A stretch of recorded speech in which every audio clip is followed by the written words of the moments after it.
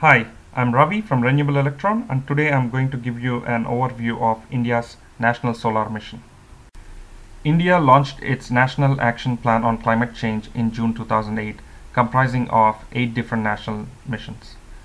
These national missions encompass a broad and extensive range of measures, which include national missions on solar energy, enhanced energy efficiency, sustainable habitat, water conservation, sustaining the Himalayan ecosystem, sustainable agriculture, establishing a strategic knowledge platform for climate change, and creating a green India.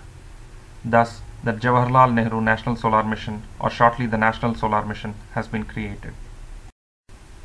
The plan identified development of solar energy technologies as a national mission because India receives abundant amount of sunshine. With about 300 sunny days in a year, many parts of India receive solar radiation between 4 and 7 kilowatt hours per meter square. Another advantage with solar power is that it permits decentralized distribution of energy, wherein it can be installed wherever the need for energy exists. The National Solar Mission targets development of 20 gigawatts of solar power by the year 2022.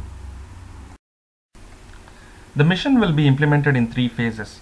Phase 1, which is currently underway, runs from 2010 to 2013 and targets 1 gigawatt of grid-connected solar power, 200 megawatts of off-grid systems, and 7 million square meter of solar collectors.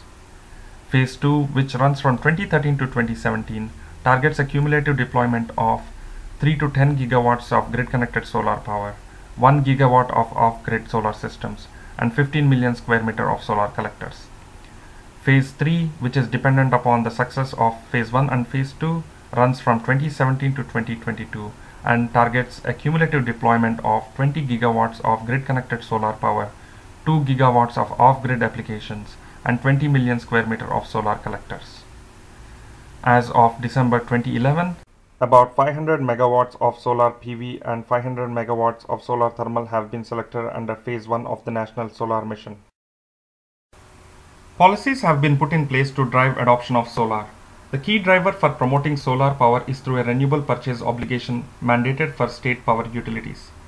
State electricity regulatory commissions are mandated to procure a certain percentage of renewable energy from solar to meet their RPO targets.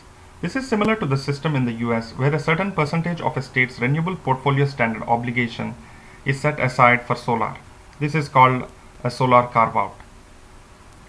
Complementing the renewable purchase obligation is the Solar Renewable Energy Certificate. SRECs represent the environmental attributes from a solar facility and are created each time a solar system produces 1000 kilowatt hours of energy. For every 1000 kilowatt hours of electricity produced by an eligible solar facility, one SREC is created. The SRECs can then be traded between independent power producers and utilities to meet the state's RPO targets. The price of an SREC is market driven and hence is dependent on its supply and demand. Finally, utilities are directed to enter into a 25-year power purchase agreement with the independent power producers.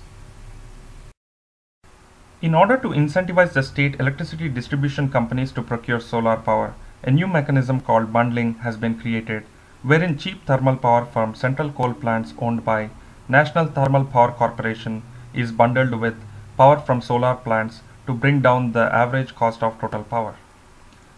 The power trading arm of NTPC, NVVN, is responsible for carrying out this transaction.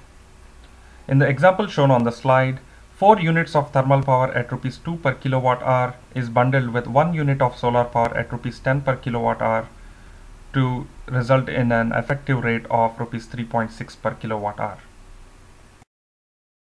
The Central Electricity Regulatory Commission, in charge of determining the tariff rate for energy procured from renewable energy sources, established the benchmark tariff rate for solar PV at Rs 17.91 per kilowatt hour and Rs 15.31 per kilowatt hour for solar thermal. However, the huge responses from developers during round 1 of Phase 1 has caused the government to adopt a competitive bidding or reverse bidding strategy, wherein developers that offered the highest discount from the benchmark tariff rate set out by CERC would be allotted contracts. The recently completed round 2 bidding of Phase 1 has attracted bids as low as Rs 7.49 per kilowatt hour. Here is a snapshot of megawatt scale solar projects commissioned as of November 2011. A total of 42 projects amounting to 143.5 megawatts have been commissioned. The top states are Rajasthan, Maharashtra and Gujarat. Thank you for watching the presentation. Visit us at www.renewableenelectron.com to stay informed on the latest in project and policy news.